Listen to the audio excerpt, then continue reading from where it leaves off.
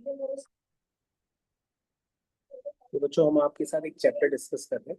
Chapter का नाम है इंट्रोडक्शन टू केमिस्ट्री। तो जितने भी हमारे स्टूडेंट आईसीएसई बोर्ड के हैं उनका इस लेक्चर में यहाँ पर स्वागत है फिर से। तो यहाँ पर हम लोग फर्स्ट चैप्टर स्टार्ट करते हैं, इंट्रोडक्शन ऑफ केमिस्ट्री। तो इंट्रोडक्शन ऑफ केमिस्ट्री में सबसे पहले बच्चों यहाँ पर हम लोग इंट्रोडक्शन के साथ ही स्टार्ट करेंगे कि सबसे पहले कि साइंस को तीन ब्रांच में स्प्लिट कर दिया जाता है।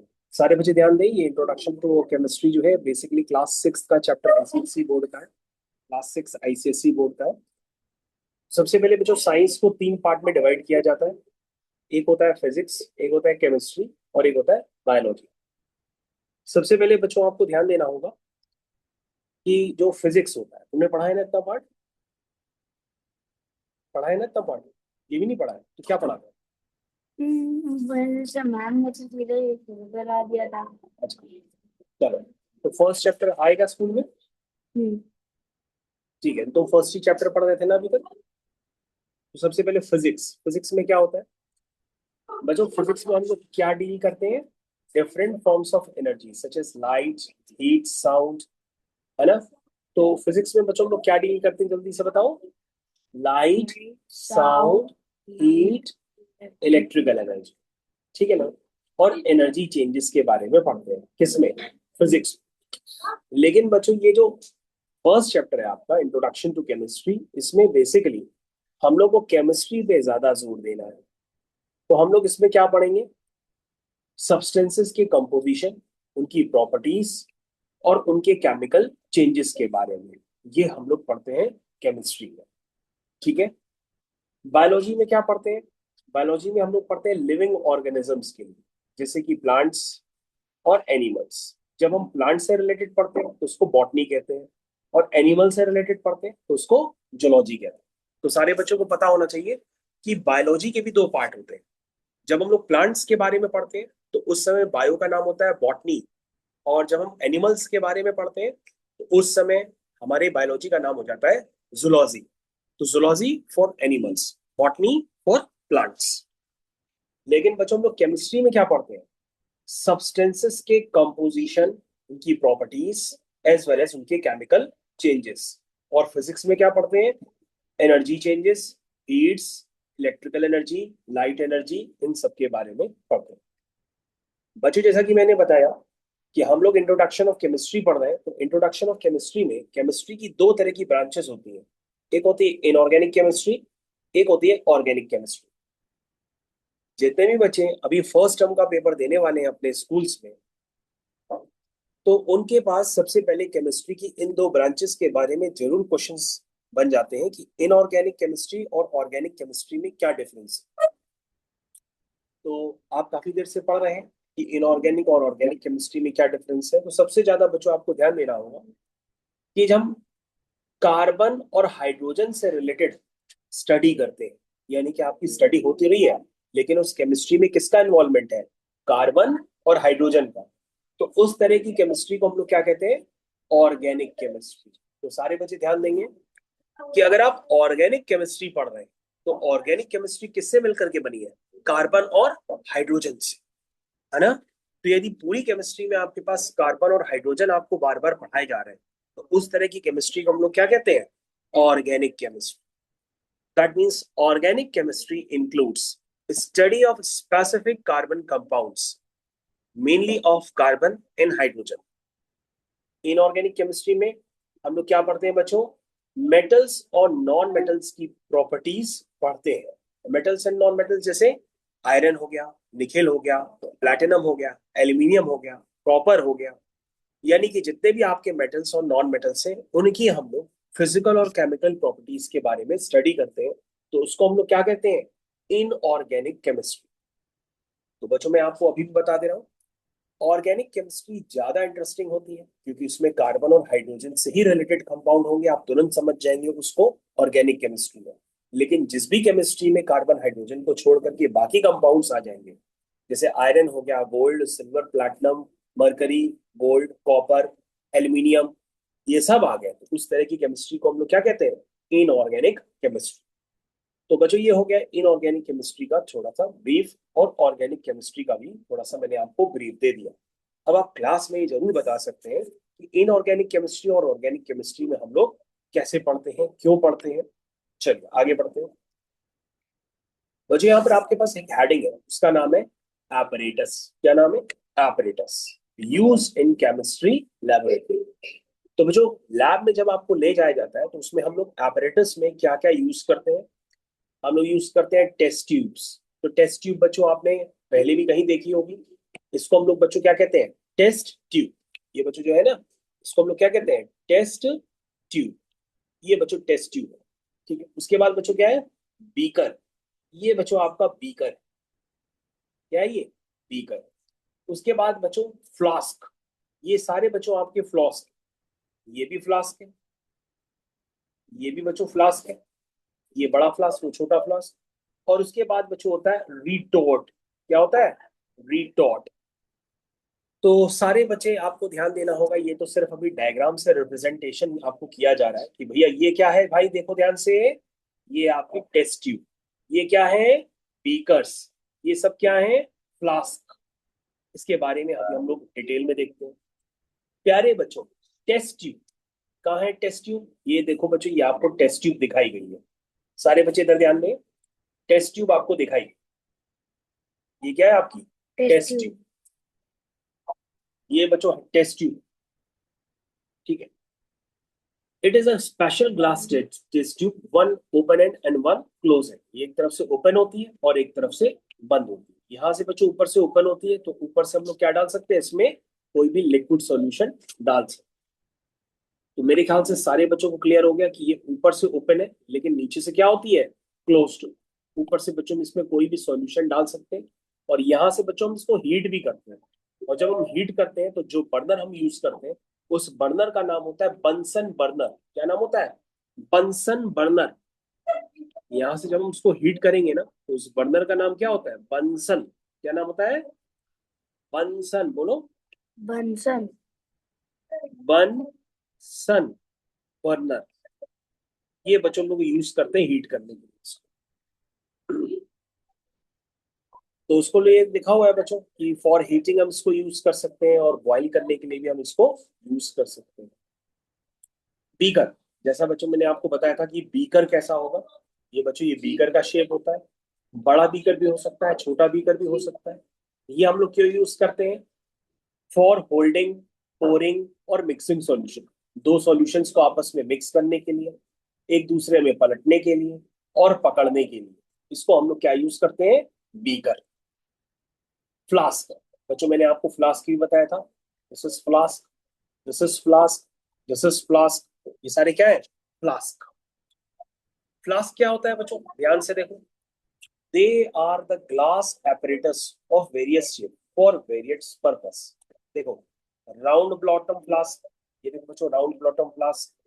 ये देखो बच्चों, ये राउंड हुआ, बोला राउंड बॉटम। देखो, ये राउंड बॉटम फ्लास्क हुआ ना? हुआ कि नहीं हुआ? For gas preparation where heating is required, since the flask is round bottom, heat is uniformly distributed throughout on heating. Flat bottom flask, ये देखो बच्चों, ये फ्लैट बॉटम फ्लास्क है। देखो ये फ्लैट है, यहाँ से क्या है? ये फ्लैट। ये क्या है? ये फ्लैट। यहाँ से देखो नीचे से ये क्या है? फ्लैट। ये क्या होता है? For gas preparation where heating is not required. जब आपको हीट करना हो तो आप यह ले लेते हैं राउंड बॉटम, और हीट नहीं करना हो तो कैसा लेते हैं? फ्लैट लेते हैं, flat block bottom flask. Conical flask कैसे होता है? A storage of various liquids for mixing of different solutions. Conical flask. तो देखो बच्चों, इसका शेप कैसा होता है? कोन जैसा होता है। जब कोन जैसा बच्चों शेप मिलता है तो उसको हम लोग क्या कहते हैं? Conical flask. जिन बच्चों ने कोन नहीं देखा तो कोन ऐसा होता है। कोनिकल फ्लास्क बच्चों इस तरह से होता है। रिटॉर्ट क्या होता है? For carrying out distillation experiment which include distillation of acids. ये बच्चों आपके पास पहली बार है रिटॉर्ट। रिटॉर्ट किसके लिए होता है? डिस्टिलेशन यानी कि बॉइलिंग के लिए। किसके बॉइलिंग के लिए? एसिड्स। अगर आपको एसिड्स की बॉइलिंग करनी हो तो आप क्या लेते हैं? रिटॉर्ट। तो बच्चों ये सारे apparatus है। चलिए अब apparatus का एक एक करके नाम समझ लेते हैं। चलो, तो हमने बच्चों को समझा दिया, तो बच्चे बताएंगे क्या नाम है इसका। बताओ बेटा, इसका क्या नाम है? टेस्ट ट्यूब, इसका क्या नाम है? बीकर, इसका क्या नाम है? Round flask. बॉटम फ्लास्क, ये फ्लास्क है। ये बच्चों देखो पूरा राउंड बॉटम फ्लास्क। इसका क्या है ये? राउंड बॉटम फ्लास्क, ये बच्चों फ्लैट होती है, नीचे से क्या होती है? फ्लैट। फ्लैट बॉटम फ्लास्क, देखो नीचे से क्या है? फ्लैट। ये राउंड बॉटम फ्लास्क है, ये फ्लैट बॉटम है। और ये क्या होती है? Conical flask. तो बच्चों उनकी नेमिंग कर लेते हैं, क्योंकि नाम तो सब समझी गए। चलिए बच्चों, इसका क्या नाम है? सारे बच्चे कॉपी में ड्रॉ करके बाद में लिखेंगे। इसका नाम है टेस्ट ट्यूब। इसका नाम है बीकर। क्या नाम है? Beaker, beaker. और ये राउंड बॉटम फ्लास्क। क्या है ये? Round round bottom, bottom flask. इसका क्या नाम है? Flat bottom flask. बच्चों फ्लैट, राउंड बॉटम में क्या होता है, अगर हम इसको हीट करेंगे तो ये यूनिफॉर्मली लिक्विड पूरी तरह से हीट हो जाएगा जो इसके अंदर है। और अगर हम फ्लैट बॉटम यूज करेंगे तो यहाँ नीचे फ्लैट होने की वजह से सिर्फ नीचे ही हीट जाएगी, और वो यूनिफॉर्मली हीट डिस्ट्रीब्यूट नहीं होगी। जब यूनिफॉर्मली पूरी लिक्विड को गर्म करना है तो हम ये राउंड बॉटम फ्लास्क यूज करेंगे, और पूरे लिक्विड को एक साथ नहीं गर्म करना है तो हम फ्लैट बॉटम फ्लास्क लेंगे। कैसा लेंगे? फ्लैट बॉटम फ्लास्क लेंगे।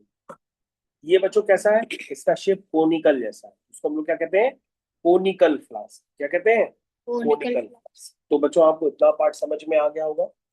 Test tube, beaker, round bottom flask, flat bottom flask, conical flask. तो बच्चों इनके डायग्राम्स जो है आपको अपनी कॉपी में बनाने हैं नीट एंड क्लीन, और आपको अपने होमवर्क में चेक भी कराने हैं। आप इसको कल बना के भी लाएंगे, और मैं आपसे इसके डायग्राम्स देखूंगा भी कि आपने किस तरह से बनाए। अच्छा, बनाने के बाद बच्चों आपके को ये भी करना है कि आपको इनके फंक्शंस भी लिख के आए हैं। मैं फंक्शंस आपको बता दे रहा हूँ, कौन कौन से फंक्शंस आपको लिखने हैं। जरा से ही फंक्शंस बच्चों आपको लिखने हैं, ये रफ वर्क में हटा देता हूँ सब। चलिए ध्यान से देखेंगे सारे बच्चे। जब आप टेस्ट ट्यूब हेडिंग डालेंगे, उसका डायग्राम बनाएंगे, और उसका ये लिखेंगे जो मैंने ऊपर लाइन को अंडरलाइन किया। बीकर डालेंगे, बीकर में ये लाइन लिखेंगे। फ्लास्क डालेंगे, फ्लास्क में ये लाइन लिखेंगे। इतना बच्चों आपको काम करके आना। चलिए भाई, अब बच्चों आ जाता है एपरेटस। अभी क्या था बच्चों? Apparatus used in chemistry laboratory. ये बेसिक एपरेटस था, ठीक है ना। अब बच्चों हम लोग पढ़ते हैं होल्डर्स। एपरेटस में क्या आता है? होल्डर्स। जैसे टेस्ट ट्यूब को अगर हम गर्म करते हैं ना बंसन बर्नर से, तो टेस्ट ट्यूब बहुत हीट हो जाती है, फिर हम उसको हाथ से नहीं पकड़ सकते। हाथ से पकड़ेंगे तो हमारा हाथ जल जाएगा। तो हम लोग क्या यूज करते हैं? हम लोग यूज करते हैं टेस्ट ट्यूब होल्डर। क्या यूज करते हैं? इसका नाम है टेस्ट ट्यूब होल्डर। क्या नाम है? Test test tube tube, holder. तो बच्चों आप टेस्ट ट्यूब होल्डर का शेप बनाएंगे और अपनी लाइन के बारे में लिखेंगे। तो बच्चों उसको हम लोग कहते हैं टेस्ट ट्यूब होल्डर। ये देखो, खूब सारी टेस्ट ट्यूब। बच्चों अगर आप खूब सारी टेस्ट ट्यूब अगर जमीन पे रख देंगे तो सब गिर के टूट जाएंगे। इसलिए बच्चों जब हम इस तरह से डायग्राम देखते हैं तो उसका नाम होता है टेस्ट ट्यूब होल्डर। इसको हम लोग क्या कहते हैं? Test tube holder. क्या कहते हैं? टेस्ट ट्यूब होल्डर कहते हैं। ठीक है, समझ में आ गया? चलिए, या टेस्ट ट्यूब स्टैंड भी कह सकते हैं, टेस्ट ट्यूब होल्डर भी कह सकते हैं। होल्डर मतलब पकड़ने वाला। चलो भाई आगे देखते हैं। फिर क्या है बच्चों? Retort stand. इसको हम लोग कहते हैं रिटॉर्ट स्टैंड। भाई टेस्ट ट्यूब स्टैंड तो सबको समझ में आ गया। रिटॉर्ट स्टैंड क्या होता है? For holding flask, retorts and other apparatus during experiment.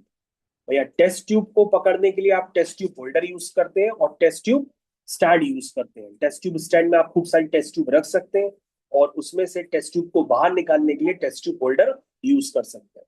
लेकिन बच्चों रिटॉर्ट स्टैंड क्या है? For holding flask. अगर आपको बच्चों फ्लास्क को होल्ड करना है, फ्लास्क तो आपने कई तरह के देखे, तो हम क्या यूज करते हैं? रिटॉर्ड स्टैंड। तो रिटॉर्ड स्टैंड बच्चों मैंने अभी आपके सामने दिखाया है, इसी को हम लोग कहते हैं रिटॉर्ड स्टैंड। तो रिटॉर्ड स्टैंड बच्चों क्या है? किसके लिए है? फॉर, किसके लिए? फ्लास्क को होल्ड करने। टेस्ट ट्यूब को होल्ड करने के लिए टेस्ट ट्यूब स्टैंड, फ्लास्क को होल्ड करने के लिए क्या है? Retort, retort stand. It contains an iron rod with a rectangular heavy iron base. ये देखो, यहां पर बच्चों हम लोग बीकर डाल देते हैं और इसको टाइट कर देते हैं, तो बीकर क्या होता है, टाइट हो जाता है इसमें। उसके बाद बच्चों क्या होता है, ट्राइपॉड स्टैंड।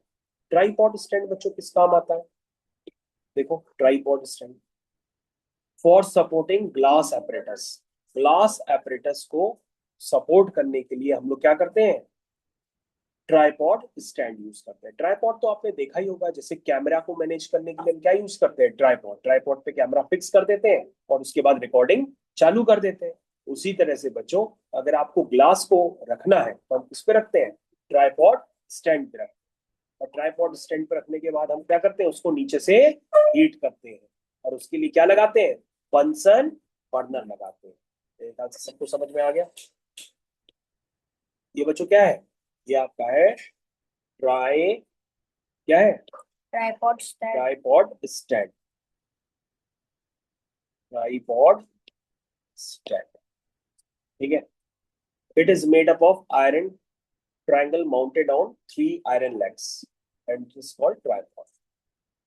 Wire gauze, ये क्या होता है, it is a rectangular wire mesh with a asbestos at its center and is placed between the tripod stand and a glass apparatus.